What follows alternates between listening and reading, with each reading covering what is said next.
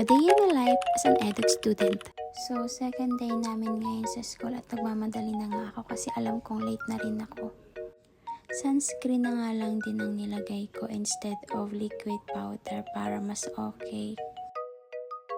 Kasi alam ko mamaya mahuhulas na naman yon sa sobrang init ng panahon ngayon. Yung tipong umuulan pero sobrang init ng panahon. Kaya sayang din kung magme-makeup ka ng bonggang-bongga. So dito naman guys, naglagay ako ng powder sa mukha ko para naman hindi siya masyadong malagkit. Then kilay, nais ko lang din yung kilay ko kasi yung kilay ko medyo manipis siya. Tapos naglagay na rin ako dyan ng brow gel para naman umayos-ayos yung aking kilay. Yung tipong late ka na pero ang dami pa rin kuting-ting tchatchabreche na ginagawa mo sa mukha mo. Kinart ko yung pilik mata ko para naman maganda tingnan. Naglagay na lang din ako ng mascara para naman kapal-kapal yung pilik mata ko. And then naglagay na rin ako ng blush and lip tint para naman hindi ako maging maputla. At ito na ang aking final look. So late na nga ang babae na yan pero ang daming tchatchaboreche sa buhay. Hinatid na lang pala din ako ng aking jusawa kasi dapat magkukommute ako kaya lang umuulan.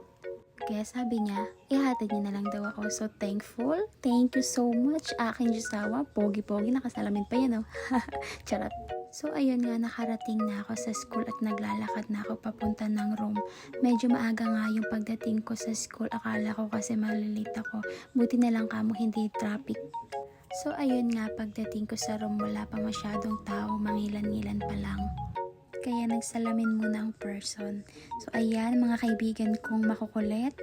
Yan, si Jalen, si Charlotte at iba ko pang mga kaklase.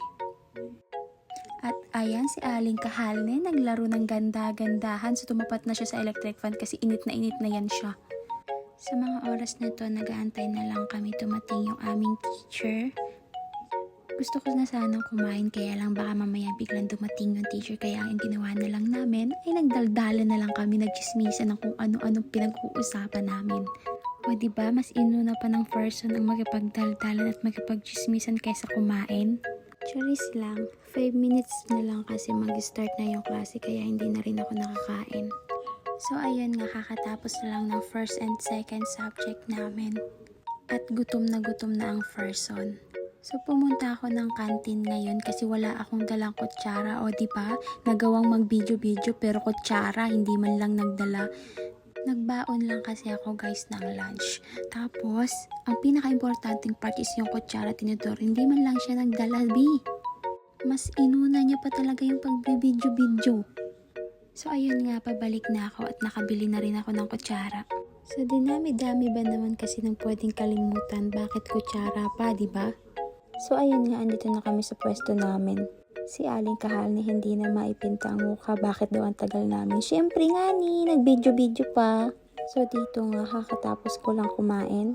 At medyo mahaba-haba yung vacant namin dito. Siguro mga 1.5 hour. Kaya nag-retouch muna ang babae kasi baka mamaya may mga tinga-tinga na nakadikit dyan sa ating apin.